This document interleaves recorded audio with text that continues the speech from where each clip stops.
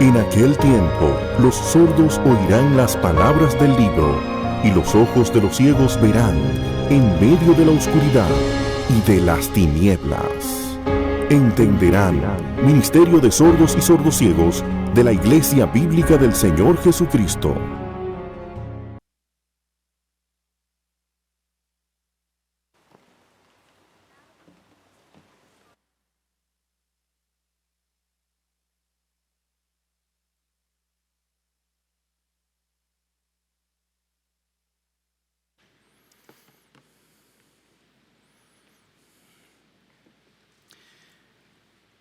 El Señor es bueno en gran manera. Cuando uno veía esa tormenta y el agua caer, uno decía, y nos podremos reunir y vendrán solo un grupito, ¿qué pasará? Y sin embargo aquí estamos y damos gracias a Dios. En estos días se envió una comunicación, una súplica de oración por nuestro hermano Jean-Pierre Caguas. Nuestro hermano va a ser intervenido, es una cirugía de importancia este próximo miércoles. Vamos a interceder por él aquí y también en nuestras casas. Nuestro hermano necesita del apoyo de sus hermanos en oración, así que vamos a orar por él. Vamos a inclinar nuestros rostros una vez más y pedir al Señor su bendición. Padre del cielo, qué gran diferencia es saber que tú vives y reinas por los siglos de los siglos. Cantar la verdad de que nosotros tenemos a un Dios real, vivo, de que nosotros no estamos simplemente siguiendo las directrices de gente muerta, como son las demás religiones. Y Padre, en ese sentido, ¿cuánto te necesitamos para que avives nuestras almas a responder a ti y a tu palabra como las palabras de un Dios vivo? Te necesitamos para entenderla. Necesitamos, Señor, tu guía y tu luz para poder predicarla y abrazarla. Ven y responde a nuestro llamado, es nuestro ruego. También queremos, Señor, encomendar a nuestro hermano Jean-Pierre en tus manos. Gracias, Padre, por la manera como se descubrió el mal que afecta a nuestro hermano. Síguele guardando, Señor, pero de manera especial te oramos por el momento de la cirugía, pidiéndote, Señor, que lo lleves hasta ahí con tu confianza y tu paz y que uses esos medios humanos para sanar a nuestro hermano. Queremos tenerle completamente sano en medio de nosotros. Ese es nuestro anhelo, lo cual te rogamos, Señor, en humildad, sabiendo que tu voluntad es buena, agradable y perfecta. Queremos someternos a tu voluntad, pero suplicarte de corazón por nuestro hermano. Rogarte, Padre, escúchanos, te lo rogamos. Ven, oh Dios, y háblanos. Te lo pedimos en Jesús. Amén. De seguro ustedes han visto el rostro o la cara de un equipo deportivo, un super equipo deportivo o de algún super deportista cuando es derrotado. Porque de vez en cuando sucede que los menos favoritos derrotan a los grandes. Ocurre cuando un tenista, por ejemplo, es derrotado en primera ronda por un desconocido. Estas cosas pasan y quedan sorprendidos todo el mundo. El equipo de béisbol que representa el país, un equipazo, pero es derrotado por un país que no tiene ni siquiera tradición beisbolera. Y eso queda afectado en el rostro. Se ve el asombro de cómo pudo pasar. Caras largas, llenas de tristeza. Bueno, algo parecido ocurrió con los discípulos ante la muerte de Jesús. El Señor trató de prepararles, les habló anticipadamente de su muerte. E incluso les consoló para lo que venía, como cuando les dijo, no se turbe vuestro corazón, creed en Dios, creed también en mí. Dice, y si yo me voy y preparo un lugar para vosotros, vendré otra vez y os tomaré conmigo. Pero los discípulos fueron ciertamente afectados con la muerte del Señor. Jesucristo resucitado es el centro y la esencia del cristianismo. Pablo instruyó a su hijo espiritual en la fe, Timoteo, diciéndole: acuérdate de Jesucristo resucitado de entre los muertos. Es algo a tener pendientes. Y es mi deseo compartir acerca de Lucas 24 durante 3 domingos. La resurrección de Jesús es la esencia de este capítulo a todo lo largo, no solamente en esta porción que se leyó en el día de hoy. En los primeros 12 versículos es que tenemos la narración que nos da a conocer acerca del evento o el hecho de la resurrección. Luego tenemos apariciones del Cristo resucitado ante sus discípulos hasta concluir con nuestra encomienda a ser testigos de la resurrección. Por eso al final, casi al final del capítulo, dice en el versículo 46, así está escrito, que el Cristo padeciera y resucitara de entre los muertos al tercer día, y que en su nombre se predicara el arrepentimiento para el perdón de los pecados a todas las naciones, comenzando desde Jerusalén. Y yo creo que lo siguiente en el versículo 48 es clave en todo el capítulo. Vosotros sois testigos de estas cosas. De manera que mi primer encabezado, lo primero que yo quisiera hacer con ustedes es hacer una especie de introducción a los 3 sermones, o una introducción al capítulo 24 en general. ¿De qué se trata Lucas 24? Bueno, hablemos del capítulo en sentido general antes de nosotros meternos a la porción de los primeros 12 versículos. Lucas 24 cumple varias funciones dentro del Evangelio de Lucas, pero yo creo que una de ellas es mostrarnos nuestro papel como testigos de Jesucristo, como testigos de su muerte y de su resurrección. Cuando los evangelios narran la crucifixión y luego la resurrección de Jesús, nos están diciendo que Jesús realmente murió y realmente resucitó. No fue que cayó en coma y luego se levantó, fue que el Cordero de Dios derramó su sangre expiatoria y que luego como un león se levantó glorioso de entre los muertos. Y nuestro deber, por tanto, es ahora predicar a Cristo y a este crucificado. Somos testigos de su muerte. Y cuando celebramos la cena del Señor, proclamamos su muerte hasta que el Señor venga, ¿recuerdan? Pero también somos testigos de su resurrección.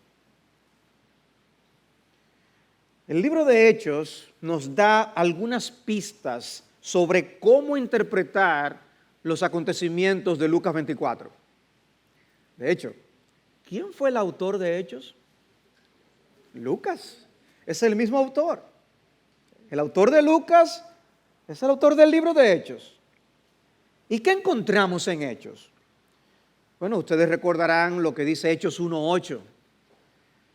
Pero recibiréis poder cuando el Espíritu Santo venga sobre vosotros y me seréis testigos en Jerusalén, en toda Judea y Samaria y hasta lo último, los confines de la tierra. Cuando estaban buscando el sustituto de Judas, una de las cosas que buscaban era quién iba a ocupar el lugar y que pudiera ser testigo de la resurrección. Eso lo dice en el capítulo 1, versículos 22 y 23. En Hechos 2 tenemos a Pedro predicando y diciendo: a este Jesús resucitó Dios, de lo cual todos nosotros somos testigos. Y luego en su segundo sermón, en el capítulo 3, dice: al que Dios resucitó de entre los muertos, de lo cual nosotros somos testigos. ¿Ven el énfasis? En el capítulo 4, con gran poder los apóstoles daban testimonio de la resurrección del Señor Jesús. Testimonio. Cuando encarcelaron a los apóstoles por predicar, después de afirmar que debían obedecer a Dios antes que a los hombres, Pedro expresó: el Dios de nuestros padres resucitó a Jesús, Hechos 5:30. Y luego dice en el versículo 32, nosotros somos testigos de estas cosas. Luego en el capítulo 13 tenemos un texto interesante. Dice, los que habitan en Jerusalén y sus gobernantes, sin reconocerle a él ni las palabras de los profetas, que se leen todos los días de reposo, o sea, está diciendo, gente que no sabía lo que decían las Escrituras, cumplieron las Escrituras. Y dice, cumplieron las Escrituras condenándole, y aunque no hallaron causa para darle muerte, pidieron a Pilato que le hiciera matar. Cuando habían cumplido todo lo que estaba escrito acerca de él, le bajaron de la cruz, le pusieron en un sepulcro, pero Dios le levantó de los muertos. Y por muchos días se apareció a los que habían subido con él de Galilea a Jerusalén. Y ahora observen otra vez, los cuales ahora son sus testigos ante el pueblo.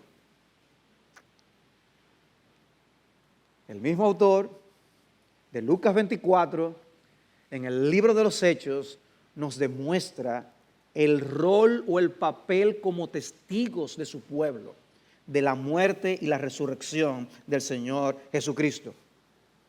Y hoy vamos a ver de ese capítulo 24 de Lucas, una parte de la historia en la que Jesús no aparece.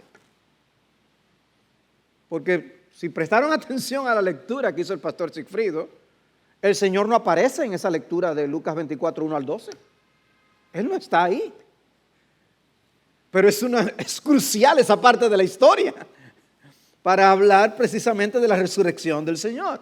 Es en el versículo 15 que nosotros volvemos a ver a nuestro Señor. Pero nosotros antes del capítulo 24 tenemos un preludio, adivinen dónde, en el capítulo 23. El capítulo 23 al final nos habla de las mujeres que aparecen al principio de Lucas 24. Y habla del evento de cuando Cristo fue colocado en el sepulcro. Dice, versículo 50 de Lucas 23, y había un hombre llamado José, miembro del concilio, varón bueno y justo, el cual no había asentido al plan y al proceder de los demás, que era de Arimatea, ciudad de los judíos, y que esperaba el reino de Dios. Este fue a Pilato y le pidió el cuerpo de Jesús, y bajándole, le envolvió en un lienzo de lino y le puso en un sepulcro excavado en la roca, donde nadie había sido puesto todavía. Era el día de la preparación y estaba para comenzar el día de reposo. Y las mujeres que habían venido con él desde Galilea siguieron detrás y vieron el sepulcro y cómo fue colocado el cuerpo. Y cuando regresaron, prepararon especias aromáticas y perfumes, y en el día de reposo descansaron según el mandamiento. Como si fueran dos especies de sujetalibros, esos sujetalibros que apoyan los libros para que no se caigan. Lucas incluye personajes relativamente desconocidos, tanto al principio como al final de su libro. Es algo interesante que hace Lucas. Y eso nos da una idea del remanente fiel que Dios siempre tiene.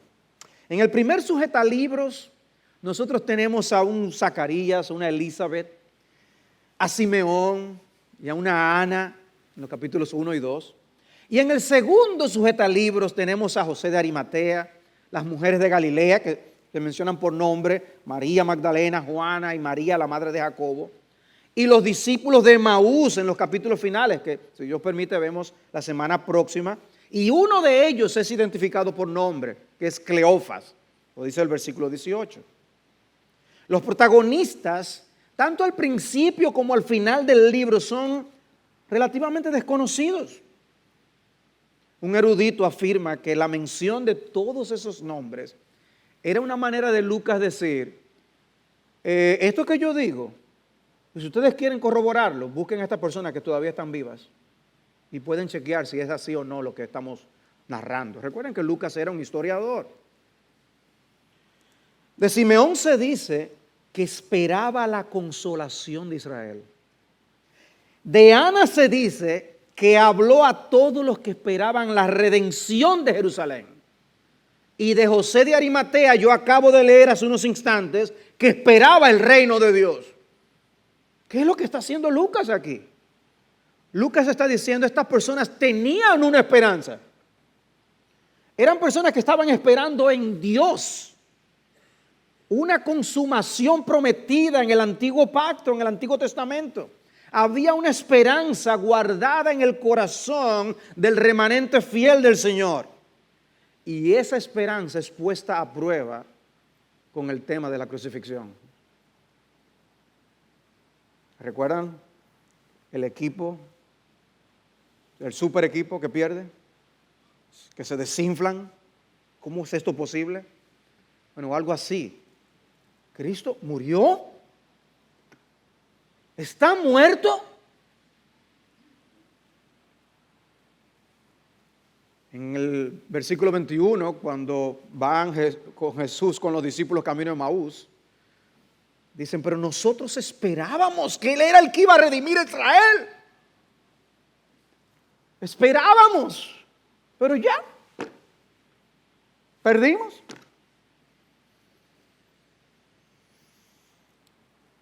Con la llegada del Mesías, como vemos al principio del libro, un pueblo descorazonado recobra nuevamente la esperanza. El reino de los cielos se ha acercado. Pero el Mesías muere y los discípulos se desinflan. Y ahí entonces vemos lo que el capítulo 24 de Lucas nos narra. Nos presenta el estado de ánimo de los discípulos de una manera que es casi como un cuadro hermoso pintado, de una manera impresionante. Y donde entonces, casi como un espejo, uno puede verse a uno mismo retratado. Si usamos tres expresiones tipo interjección con signo de exclamación, eso es lo que nosotros vemos en la primera parte del capítulo 24. Y la primera exclamación es, la tumba está vacía. Versículos 1 al 3. Pero el primer día de la semana, al rayar el alba, las mujeres vinieron al sepulcro trayendo las especias aromáticas que habían preparado y encontraron que la piedra había sido removida del sepulcro. Y cuando entraron, no hallaron el cuerpo del Señor Jesús. Estas mujeres estaban actuando con la seguridad de que Jesús estaba muerto. El domingo traen especias aromáticas que habían preparado el viernes, luego de la muerte del Señor. Se dice que era costumbre poner especias aromáticas a los cuerpos porque los familiares visitaban el sepulcro durante 7 días. Y era una manera de poder hacer eso posible ante la descomposición de los cuerpos. No esperaban encontrar otra cosa que una gran piedra de obstáculo fuera de la tumba y a un cuerpo dentro de ella. Eso es lo que ellas esperaban. ¿Pero qué encontraron? El texto nos deja ver la condición en que hallaron la tumba. Según Marcos, ellas iban camino al sepulcro con esa preocupación. ¿Quién nos va a ayudar a quitar la piedra? Ellos no están esperando resurrección. Y cuando vieron la piedra, que era, dice, grande, dice el texto de Marcos, que había sido removida, entonces quedaron sorprendidas. Encontraron que la piedra había sido quitada. Aún dice hasta rodada. Era una piedra aparentemente circular. No era común. El 90% de las piedras que se colocaban en la tumba eran cuadradas. Y solo el 10% redondas. Pero el texto de una manera interesante dice, esta piedra fue rodada. Tenía descripciones particulares con una tumba que se podía identificar. En la narración que hace Mateo en su Evangelio, en el capítulo 28, se nos dice que un ángel quitó la piedra. El tema del pasaje no son los ángeles, evidentemente. Pero pasajes como estos nos dejan ver algo acerca del poder de los ángeles, ¿no es así? Ahora, ¿para qué fue que los ángeles rodaron la piedra? ¿Era para que Jesús pudiera salir? No, porque nosotros vemos que con su cuerpo resucitado Él podía cruzar paredes y aparecerse en una habitación cerrada con los discípulos. No. Los ángeles rodaron la piedra para que los testigos pudieran entrar y ver que la tumba estaba vacía y cómo estaba la tumba. Y no fue que las mujeres se equivocaron de sepulcro. No era este. Porque, por eso leí la parte final del capítulo 23. Ellas sabían muy bien dónde había sido colocado el Señor. Dice, y vieron el sepulcro y aún cómo fue colocado el cuerpo. Y cuando entraron, no hallaron el cuerpo del Señor Jesús. Algo sucedió. Pero no vino a sus mentes la resurrección. De hecho, el versículo 4 nos dice que ellas estaban perplejas. Porque podían haber robado el cuerpo. Ahora, el detalle de cómo estaba el lino colocado está en contra de eso. Porque un ladrón cuando se lleva las cosas no deja las cosas en orden. ¿Serían las autoridades? Pero estaban perplejas. Lo que no vino a su mente es que fue una resurrección. Pero hay un hecho cierto. La tumba estaba vacía. La segunda expresión de interjección es: el muerto está vivo. Versículos 4 al 8. Y aconteció que estando ellas perplejas por esto, de pronto se pusieron junto a ellas 2 varones en vestiduras resplandecientes. Y estando ellas aterrorizadas e inclinados sus rostros a tierra, ellos les dijeron: ¿por qué buscáis entre los muertos al que vive? No está aquí, sino que ha resucitado. Acordaos cómo os habló cuando estaba aún en Galilea, diciendo que el Hijo del Hombre debía ser entregado en manos de hombres pecadores y ser crucificado, y al tercer día resucitar. Entonces ellas se acordaron de sus palabras. La mención de los ángeles en las Escrituras no es tan frecuente como quizás las personas a veces piensan. Dios los envía como mensajeros de información muy importante, como el caso de la concepción de Juan el Bautista y de Jesús, y ahora con la resurrección de Jesús. Y fíjense cómo aún se describen con una descripción muy humana. Que ellas luego se dieron cuenta que eran ángeles, lo vemos en el reporte que dieron a los apóstoles y a los demás discípulos. Cuando los que hablan con Jesús, que iban camino a Emaús, una de las cosas que le dicen es: vinieron diciendo que también habían visto una aparición de ángeles. O sea que ellas llegaron, aunque sea después, posteriormente, a la conclusión de que estaban frente a ángeles. Ahora, era una ropa resplandeciente. Ellas estaban perplejas.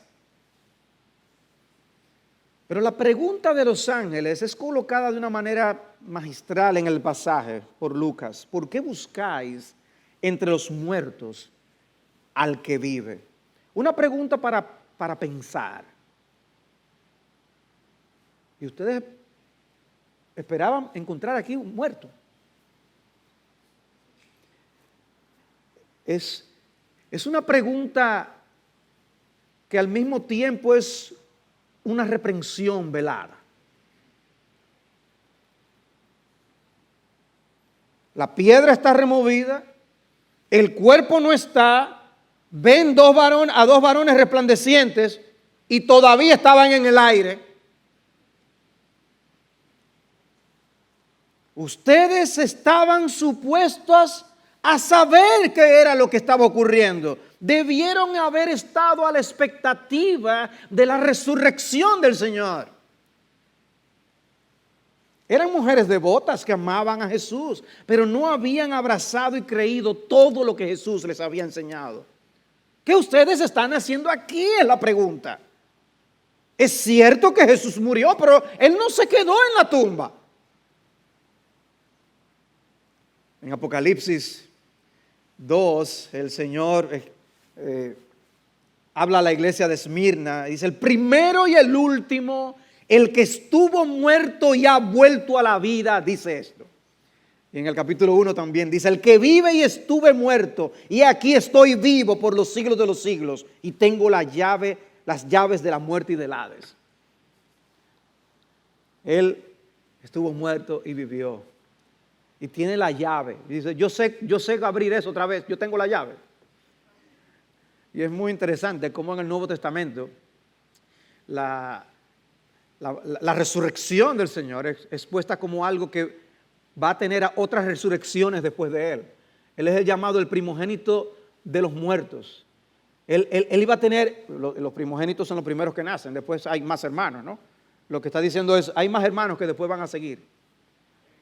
Y Él es los primeros frutos de la resurrección, porque hay más frutos. Una distancia de tiempo entre una y otra. Pero eso no quita la realidad. Si Cristo resucitó, nosotros resucitaremos con Él. Esa primera expresión del versículo 6 no está aquí. No está diciendo necesariamente que había resucitado, ¿verdad? Pues no está aquí lo que están diciendo. Ellas se podían preguntar, como les decía, ¿se habrán robado el cuerpo? Pero los ángeles inmediatamente le dicen lo que pasó. Resucitó. No las dejan más en ascuas. No está aquí, sino que ha resucitado. Y ahí es que le dice, acordaos cómo os habló cuando estaba aún en Galilea. Diciendo que iba a ser entregado, iba a ser crucificado, pero iba a resucitar. Y qué tremendo, ¿no? Cuando dice, y ellas se acordaron de sus palabras. Jesús no solo les había hablado de su muerte y de su resurrección, sino que también se había encargado de enseñarles del significado de estas cosas. No simplemente le dio una lección histórica y profética de lo que yo sé lo que va a ocurrir. No.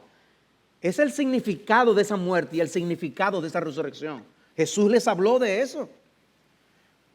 Dice Lucas 24, 26, ¿no era necesario que el Cristo padeciera todas estas cosas y entrara en su gloria? Eso es Jesús hablándole a los discípulos de Maús. Y en el versículo 44, cuando Jesús se aparece a los discípulos, dice, esto es lo que yo decía cuando estaba con vosotros, que era necesario que se cumpliera todo lo que sobre mí está escrito en la ley de Moisés, en los profetas y en los salmos. Y Cristo les explicó el significado de esa muerte. No solo que yo voy a morir, es por qué. Es que es necesaria esa muerte. Y Cristo resucitado toma el tiempo para aclararle a través de los ángeles a estas mujeres, Cristo mismo a los discípulos camino a Maús y Cristo mismo cuando se aparece a los discípulos al final del capítulo. Cristo toma a sus discípulos y les explica, lo que yo les decía es que mi muerte significa esto y mi resurrección significa esto.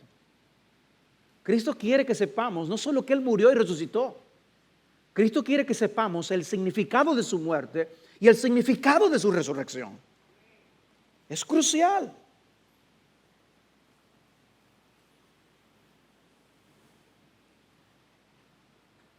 Muchas veces olvidamos lo que el Señor nos enseña en su palabra. Y eso para gran detrimento de nuestras vidas espirituales y del consuelo que la palabra puede brindar a nuestras almas. Porque ellas estaban en una angustia y los demás discípulos, simplemente porque no recordaron lo que Jesús mismo les había enseñado. Y hermanos, nosotros podemos caer en angustias y en tribulaciones simplemente porque no recordamos cosas que Dios nos ha dicho en su palabra. Porque nos olvidamos de promesas que Él nos ha dado.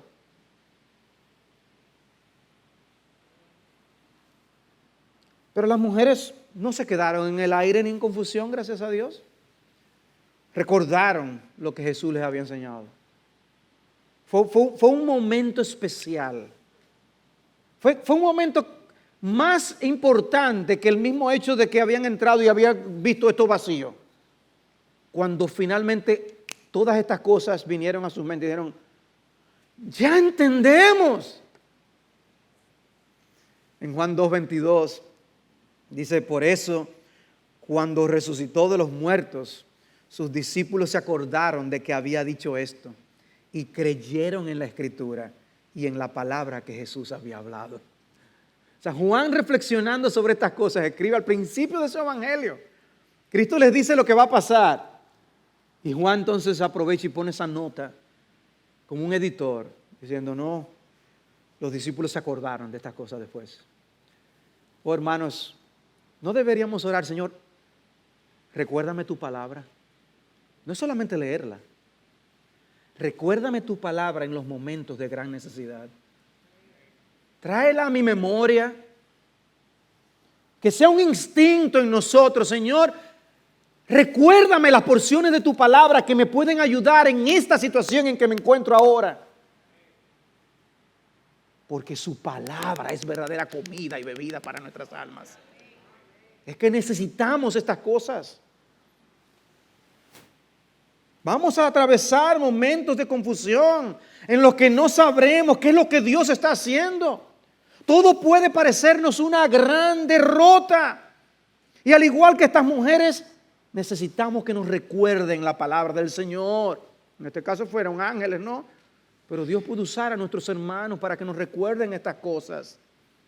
Y yo creo que la manera en que Lucas redactó este último capítulo de su evangelio tiene como una de sus intenciones mostrarnos que lo que realmente necesitamos es más de la palabra de Dios. Las mujeres necesitaban recordar las palabras de Cristo. Lo que Cristo hace con los discípulos camino de Emaús fue abrirles la palabra. Y el mismo Cristo recuerda a todos los discípulos que Él era el cumplimiento de toda la palabra. La palabra, la palabra, la palabra. Y habrá momentos de incredulidad. Porque podemos ser duros con los discípulos, ¿no? Y quizás debemos ponernos más en el lugar de ellos. Y podemos caer en la actitud de estas mujeres. Y estar buscando entre los muertos al que vive. Momentos en los que vamos a actuar como si Dios no estuviera por parte. Reaccionaremos como si Cristo no fuera parte de nuestras vidas. Si somos honestos, sabemos que muchas veces reaccionamos como si Cristo no fuera parte de nuestras vidas. Son momentos en que necesitamos que Jesús nos abra las Escrituras para poder comprender lo que está sucediendo. Momentos en los que normalmente el Señor utiliza a otros que nos arrojen luz. La pregunta es, ¿tú dejas que se te muestre esa luz? ¿Tú estás procurando recibir esa luz de Dios? ¿O tú ya estás asumiendo que no, ya Cristo murió, ya eso se acabó ya? No se acabó. Hemos visto que la tumba está vacía, hemos visto que el muerto está vivo. Veamos ahora cómo las mujeres vienen a ser mensajeras que anuncian a los apóstoles y a los demás discípulos que el Señor resucitó. Versículos 9 al 12. Y regresando del sepulcro anunciaron todas estas cosas a los 11 y a todos los demás. Eran María Magdalena y Juana y María, la madre de Jacobo. Pon ahí cualquier nombre. Eran mujeres como tú y como yo. También las demás mujeres con ellas referían estas cosas a los apóstoles. Habían más, que ni el nombre se menciona. Y a ellos estas palabras les parecieron y también las demás mujeres con ellas referían estas cosas a los apóstoles. Y a ellos estas palabras les parecieron disparates y no las creyeron. Y aquí quiero llamar la atención al anuncio que las mujeres hicieron a los apóstoles y a los demás discípulos. Digno es de notar el hecho de que los 12 ahora son los 11. Hubo uno que quedó postrado en el campo de batalla, Judas Iscariote. ¿Cuál fue la reacción de los discípulos al escuchar el reporte de las mujeres? Y no eran solamente los apóstoles, recuerden, aún los que iban camino a Emaús estaban ahí. Eso lo veremos la semana próxima, si Dios lo permite. Los demás discípulos estaban escuchando estas cosas. ¿Y cuál fue la reacción de los discípulos al escuchar el reporte de las mujeres? ¡Aleluya! ¡Saltaron de alegría! ¡Wow! ¡Tremendo! No. Ellos conocían a María Magdalena. Ellos conocían a Juana y a la otra María. Ellos lo conocían. O sea, uno puede casi imaginarse en medio de la escena de la conversación como, parece que todo este trauma post-crucifixión la tienen locas. Eran mujeres que ellos conocían, que estaban con ellos siempre. Pero en ese momento la estaban tratando como personas que estaban hablando disparates, como hacen personas que están fuera de sí. Esa es la idea de la palabra. Pero también dice que el problema de ellos es que no creyeron. También estaban actuando en incredulidad. Muchas personas tienen la idea de que los discípulos y los apóstoles eran unos ingenuos que se lo creían todo. Pero este tipo de cosas que aparecen en los evangelios es sumamente importante, porque nos muestra que la realidad es lo contrario. Y en esta primera sección tenemos el caso de las mujeres que ni se lo imaginaban, y ahora el caso de estos discípulos que catalogan de disparate lo que escuchan de estas mujeres. En la segunda sección, con los discípulos camino de Emaús, Jesús les llama tardos de corazón para creer. Y en la tercera sección, cuando Jesús se aparece a todos los discípulos, Jesús dice el texto que ellos creían que estaban viendo un espíritu. El espíritu de quién yo no sé. Pero evidentemente la expresión que usa Lucas no era Jesús que ellos estaban describiendo ahí. O sea que terminaron creyendo en espíritu que se estaba apareciendo. Jesús tiene que decirles, ¿y por qué estáis turbados? ¿Y por qué surgen dudas en vuestro corazón? Mirad mis manos y mis pies, que soy yo mismo. Palpadme y ved, porque un espíritu no tiene carne ni hueso como veis que yo tengo. Una muestra más de su resurrección. Ellos no estaban esperando una resurrección. Y es evidente que el propósito de estos registros no era hacer lucir bien a los apóstoles. No fue un grupo de hombres que se dice, vamos a inventarnos esta historia. Pero porque ellos se pintan muy mal, por cierto. Las mujeres fueron amonestadas por los ángeles. Y ahora vemos a los demás discípulos caer también presa de la incredulidad. Pero Pedro hace algo. Pedro va al sepulcro. Ve la condición del sepulcro, como habían dicho las mujeres, pero no vio al Señor. Y aunque el versículo 12 solo menciona a Pedro, el versículo 24 hace la aclaración de que otros fueron con él. Por lo menos uno más. Y sabemos por el Evangelio de Juan que Juan era uno de ellos. Dice, algunos de los que estaban con nosotros fueron al sepulcro y lo hallaron tal como también las mujeres habían dicho, pero a él no le vieron. Pedro no vio al Señor, lo iba a ver después. Eso lo encontramos en 1 Corintios capítulo 15 y también en el versículo 34. El comentario de los discípulos que iban camino a Emaús no parece indicar que cuando Pedro regresó estaba convencido de la resurrección.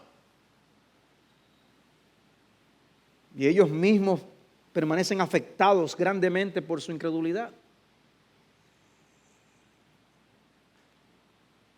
Pedro se levantó y corrió al sepulcro, inclinándose para mirar adentro. Vio las envolturas de lino, bien colocadas en un lado, y se fue a su casa, maravillado de lo que había acontecido. La idea no es ya convencido y claro de la resurrección. No, por todo lo que vemos después.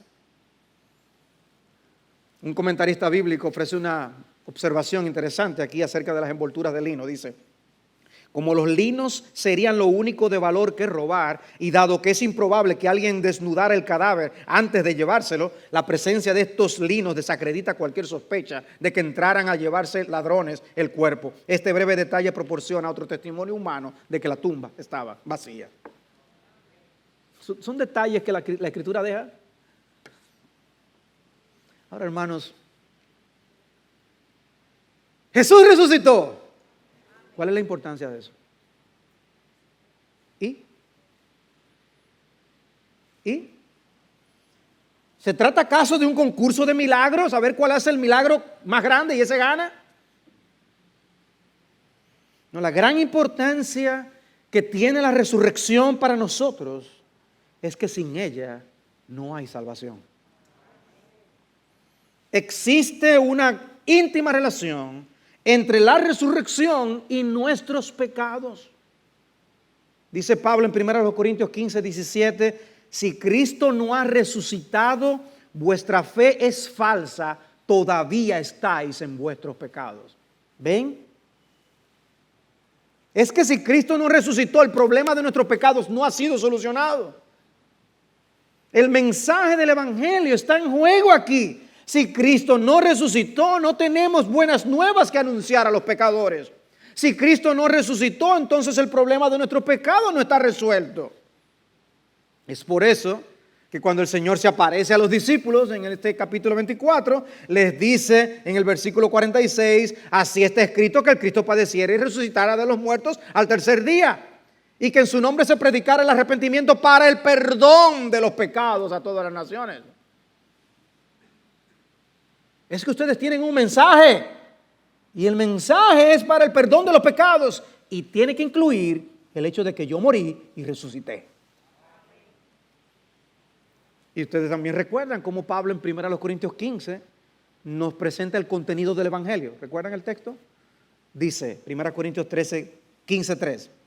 Porque yo os entregué en primer lugar lo mismo que escribí, que Cristo murió por nuestros pecados conforme a las Escrituras, que fue sepultado y que resucitó al tercer día conforme a las Escrituras. Resucitó. Cuando uno le dice Cristo murió por nuestros pecados conforme a las Escrituras, hay un montón de versículos que vienen del Antiguo Testamento y uno dice, pero cuando dice aquí y resucitó al tercer día conforme a las Escrituras, ¿cuáles son los versículos? ¿Dónde lo dice? Bueno, es interesante pensar en que pudo haber sido una referencia a lo de Jonás. Puede ser. La señal de Jonás.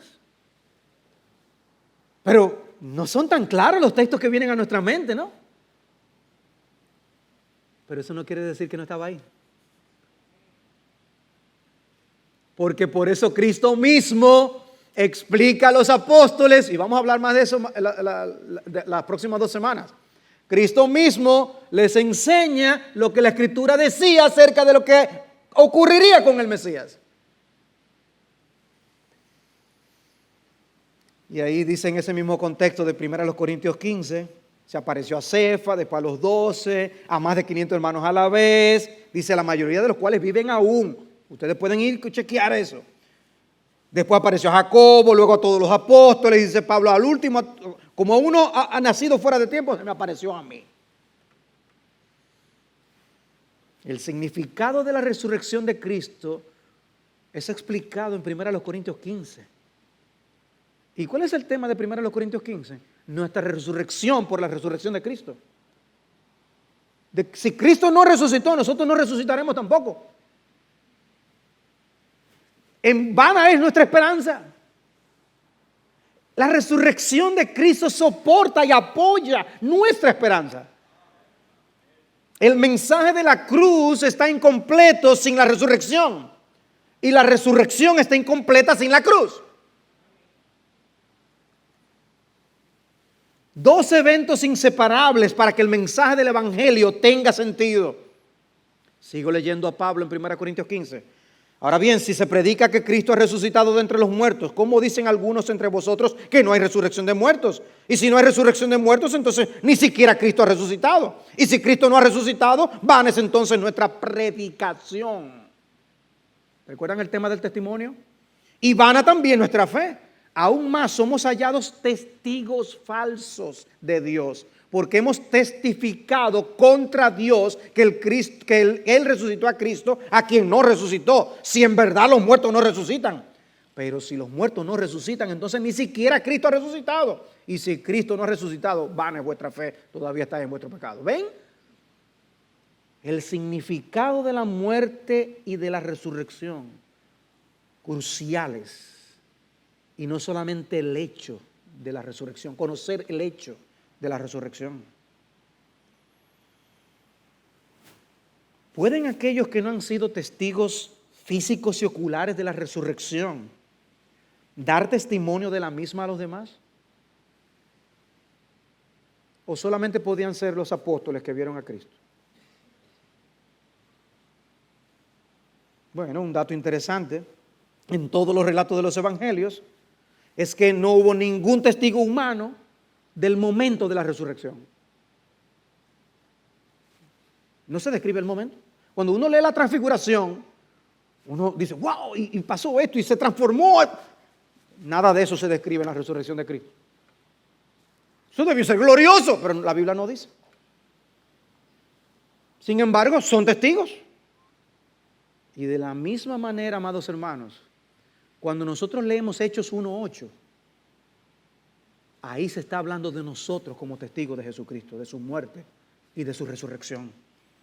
Recibiréis poder cuando el Espíritu Santo venga sobre vosotros y me seréis testigos en Jerusalén, en toda Judea y Samaria y hasta los confines de la tierra. Eso no lo hicieron los apóstoles.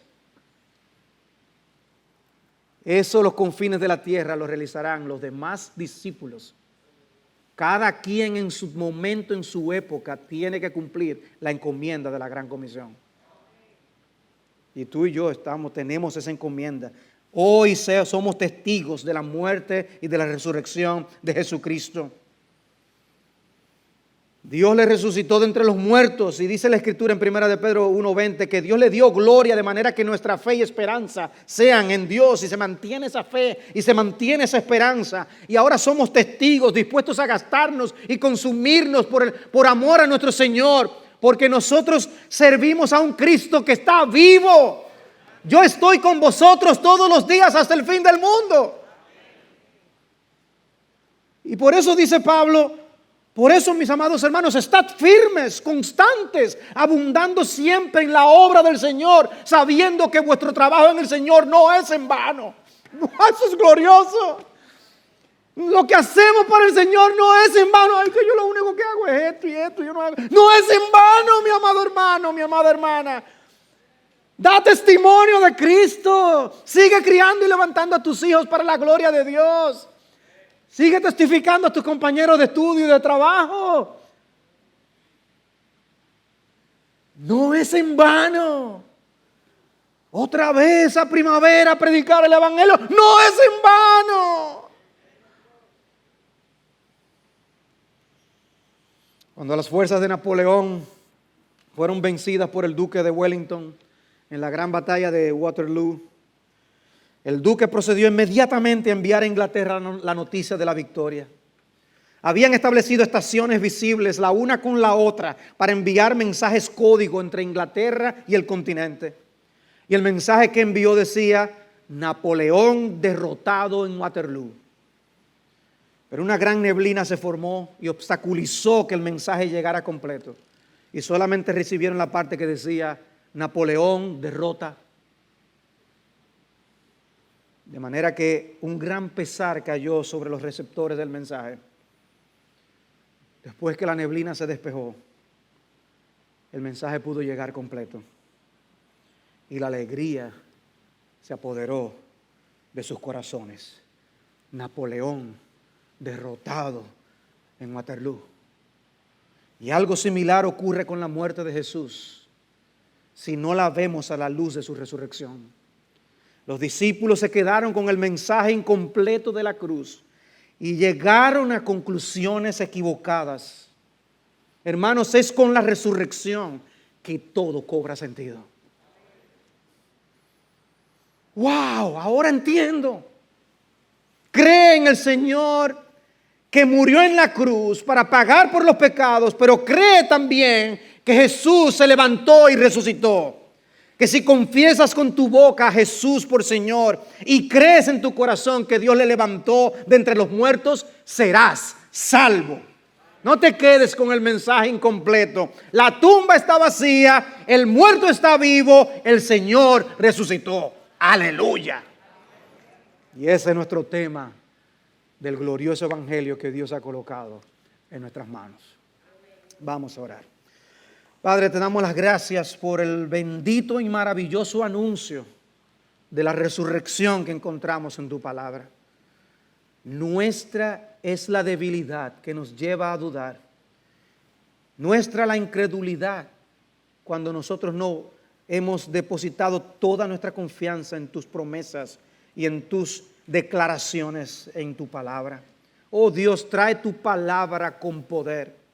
Concede que nosotros podamos tener la experiencia de estas mujeres, cuando al escuchar estas cosas recordaron las palabras del Señor. Ayúdanos a recordarlas para poder, Señor, vivir para tu gloria. Hay una misión que cumplir y solo con tu poder puede ser cumplida.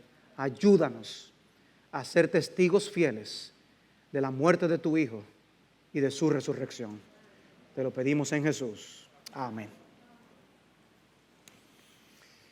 Bien, quisiera pedir a los hermanos sugieres y diáconos que pasen aquí al frente para poder repartir los elementos de la cena del Señor.